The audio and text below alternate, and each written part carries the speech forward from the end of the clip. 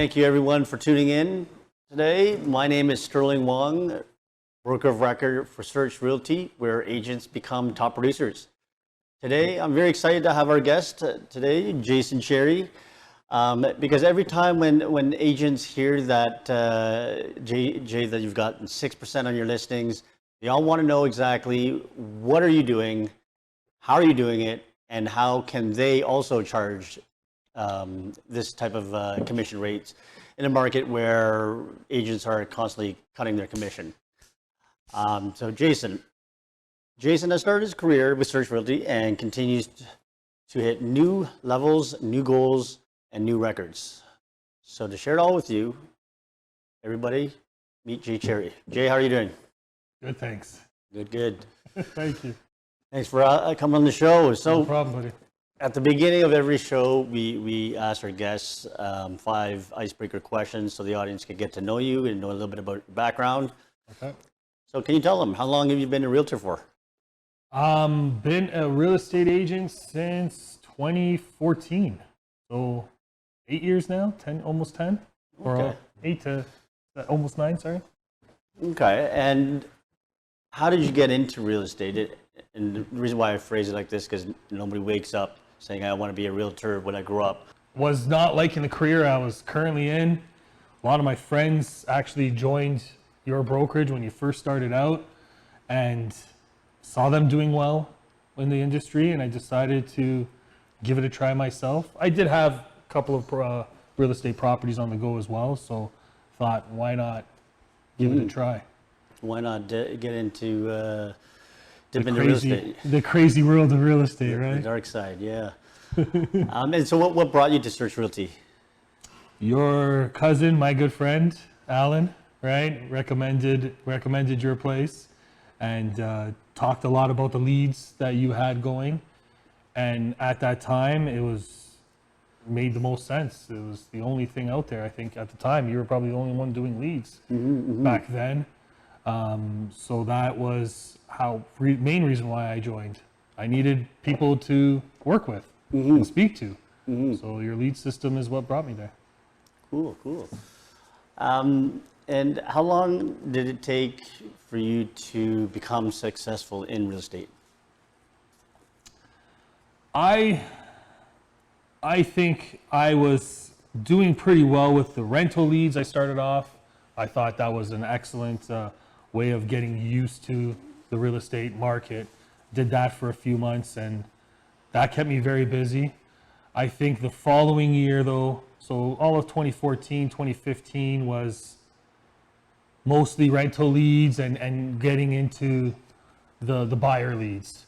And by the time I really started seeing a good paychecks was definitely 2016. So a couple of years into the business, before I felt successful in it. Okay. So I guess my first couple of years weren't too bad, but yeah, my take on being successful was, I would say, 2016. So a couple of years.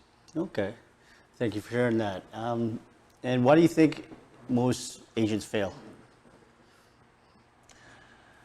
I would say they don't know where the next lead is coming from.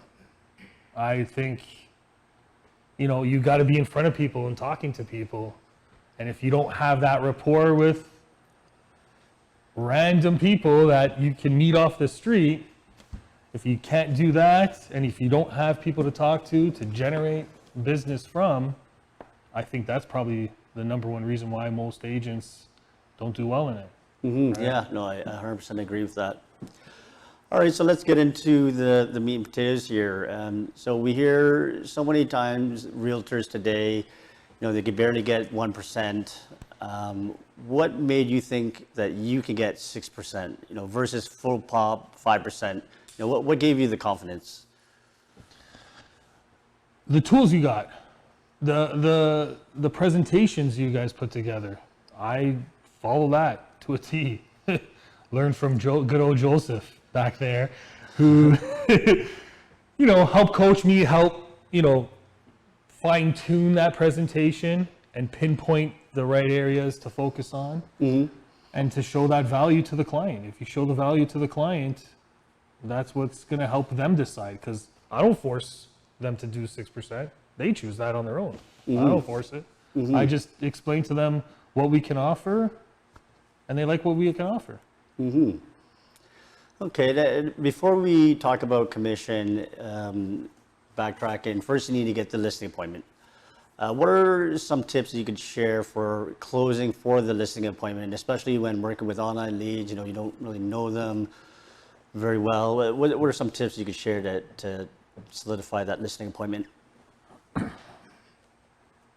It's coming down to a rapport again. You got to quickly make that rapport over the phone. They don't even know who you are on the other line, but if they like what you're saying to them, they'll let you in their house, right? To see their property, right? Sometimes I feel you got to take the approach of just nonchalant. Hey, no problem. I can come in, give you a second opinion. I can, help you see if you're getting the right advice from another agent and just help. I genuinely want to help these people at the end of the day. If I can get them more money for their sale, why not? If you don't want to work with me, no problem. We go our separate ways. Yeah. Right? So I think it's just being genuine with them and wanting to help them. That helps me get that. It helps me get that appointment and get them through the door, or get myself through the door. And that confidence and that building rapport, it oozes out, and the client can see that. And they hear it in your voice when you're on the phone, because they're not even seeing us in person, right? Yeah. So when they're on the phone and they hear that from you, they get a little more confident in wanting to work with you, right? It's no different than when you go hire people for whatever it may be, construction, anything. You go to a store. When someone comes up to you, may I help you with something? Everyone says, no thanks, I'm fine. It's no different. Yeah. When you call them on the phone, no thanks, I'm fine, right? But if you can quickly get their attention, then they'll stay and talk with you, right? Yeah, being the genuine, it really conveys the trust, and I think That's exactly it. So what are some things that you do to prep for the listing appointment? Definitely look at comparables, really focus on what has sold. Really know what's happening in that market right now. If things are shifting and you were going on a downward trend, you got to be able to convey that to that person. And a lot of people nowadays obviously want top dollar, and we're obviously trying to get them top dollar, but at the time right now, which is always changing, right? So even a month ago, top dollar may have been 600, now it's 550. So you got to be able to convey that to them and be really honest with them and really know your stuff in the background, right? Go through the TREB comparables, see how much competition we're working with. If we're working with a lot, it's also going to convey how many showings you're going to get, if you're going to get anything on paper, right? Yeah. Why your unit is better than the other unit, or why your house is better than the other house, right? So all those things is what I look at, and I find it all on TREB. Right? Pricing it right. Pricing it right is the key. Pricing it right is the key. Okay, so now you're in the listing presentation. How do you justify the 6%? What's your value prop that you present to the sellers? And are you using the Search Realty listing presentation? I'm using the Search Realty listing presentation. I have made no changes really to it. Not that much, at least. The value proposition is the Google advertisements. Okay. Bottom line. Now, our VIP package is 7%, right? So obviously I try to help them in terms of giving them a 1% discount. That is how I'm getting 6%. That simple, right? You give them the top end package for the middle price. No different than buying a large coffee for the medium price at Starbucks, right? But you need to show them the value of the Google advertisements, and that's what I feel the difference is at the end of the day. No, I love it that you didn't come from a different real estate brokerage prior. You came to Search Realty new with a clean slate. You believed in our materials. That's right. Help from Joseph with the script and listing presentation. You just followed it through. That's Literally awesome. is what it was. I followed it to a T. maybe some small fine tuning here and there, but that was it. It's amazing. It's amazing. So can you share with us one of your top objections and how you've overcame it to get to the 6%? Most of the times I feel that everyone doesn't quite understand the marketing piece of it, or what the Google advertisements are all about. And so I do find that it's too expensive and they don't want to spend that, that amount. But when I circle back and explain to them how the Google advertisements brought me just even to them, and doing this listing presentation with them right there, it helps that way as well when I'm selling their property. And when they understand that and they're seeing that I'm bringing qualified buyers in through our Google advertisements, then they feel a lot more comfortable maybe spending that extra money, and knowing that, also realizing that if I'm giving them, or if I'm getting them an extra $40,000 more than what the last comparable sells for, they also see value there too. And that's only by having exposure and getting people in the door. If they're not going into the property, how are they going to fall in love with the property and want to pay more than what the average amount is? So I don't know, I feel the most common objection is definitely that's just a little too much money. And that means you just got to circle back and go through the Google advertisements again, and how it's going to benefit them. And when you show them that the extra money, and even though they're spending an extra 20 grand for the service, by going into 6% total, I'm getting them 40 to 50 on the sale of the property. Right. So with the Google ads, we could spend all of our commissions on the Google ads. There really is no endless budget with Google ads. I know one of the pitches with the Google ads is you could double end it because we're bringing in our own buyers. Is that a part of your pitch, or? No, it comes up. They do ask me about the double ending, and obviously savvy sellers these days know multiple representation is a fine line to walk on. I do explain that could happen. Sometimes there's a negotiating part that's involved in that then too, right? And if that's what they're looking for, we come to an agreement somewhere down the line about that. But I think most of the times the leads are great more even for us realtors. Yes, we bring them through the door if the property's not for them. Then we're focusing on finding them something else in the area. It's the virtual open house at the end of the day. Yeah. And you're getting leads from that, which now allows you to show other properties to this person who you build rapport with just from showing them that one property, right? So that's sort of why also the Google advertisements work. It does help us agents too, but mostly sellers do realize that they're getting a lot more exposure on their property. Right. More exposure means more people that might fall in love with it, which means more offers, which means more money for them in their pocket. Yeah, you definitely position it in a win-win-win situation for everybody. Exactly. You, the sellers. Exactly. And do you think you could get that 6% without Google Ads? Like if Google Ads and Google partnership that we had, it didn't exist, do you think you could still get 6%? Like, hey, I'm just gonna put a lawn sign in your house, 6%? I doubt it. I highly doubt that. No. Yeah. Definitely the Google advertisements helps me get over 5% all the time, right? Some guys I do 5.5 and I give them a bit more of a break because I like their smile at the end of the day, or I know them and they're friends of mine, right? But the brokerage still walks away with a good 3%. So again, it's a win-win for everyone. No, that's amazing, and that's one thing that our viewers should note is that when you're charging the 6%, it's not 3 or 3.5 to the buyer co-op. It is 2.5 and then 3.5 for the yes, exactly. for Search Realty, who will say. I'm kidding. Yes, well, that's a big part to mention. So sometimes, yeah, you know what? We'll do it for 5.5 total. We keep 3%. 1% goes to marketing, right? And that happens as well too, right? Right. Every negotiation is slightly different, and at the end, what's important is that they get the exposure to the property, and we get it sold, and we move on to the next.